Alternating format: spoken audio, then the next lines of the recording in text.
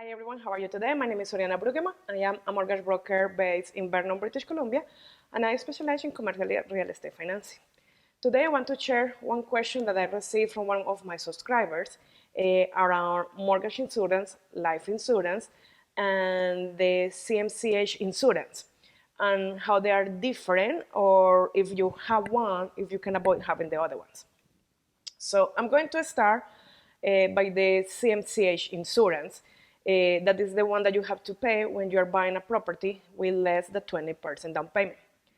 This insurance is protecting the financial institution against a lack of payment of the borrower. So if for any reason you leave, you don't honor your payments, or anything happens, the financial institution has an insurer behind the mortgage or backing up the mortgage loan.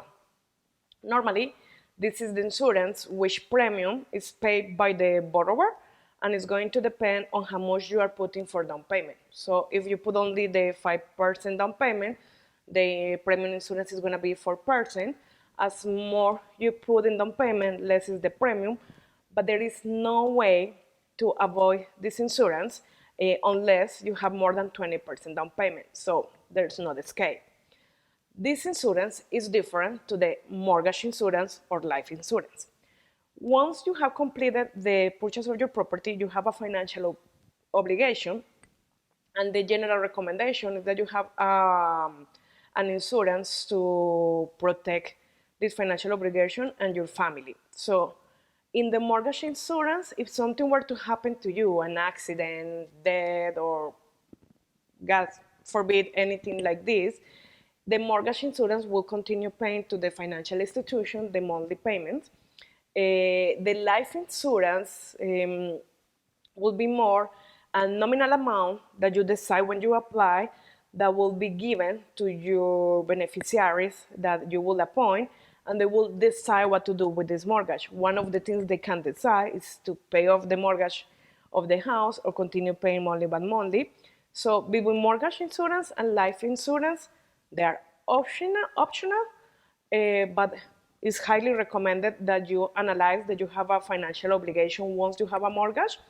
But mostly, life insurance is going to be protecting the beneficiaries.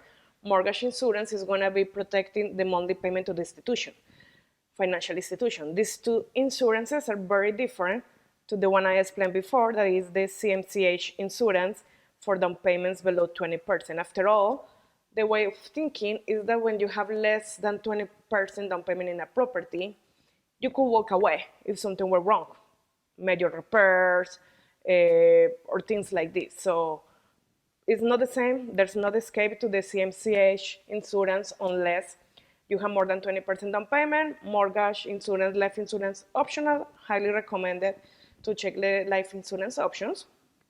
You have as well, especially when you buy into an strata, you have your property insurance or the fire insurance.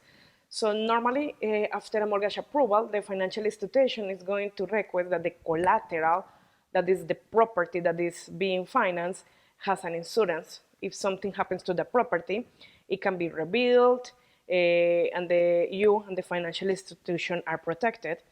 This one is not to be confused with the strata insurance. When you buy into an strata, the building has an insurance for the common areas, but if something were to happen, this is not covering inside your house, like things that can go wrong inside your house. Sometimes a damage can only bring damages inside one property and all the insurance be good.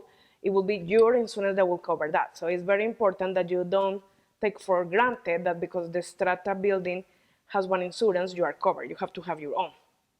And going a little to a more basic definition, if you are using the process of getting ready to buy and you are renting, I will highly recommend that you check into tenant insurance.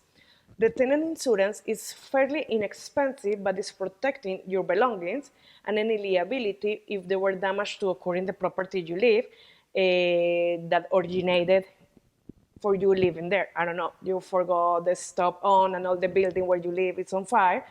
They're gonna come after you, or you went out on the weekend and there was a sewage or a flooding problem in your property and you were not there to take care, and all the building is affected and there's other tenants, you're going to be liable for that. So you have to be protected. So from the basics, there is the tenancy insurance.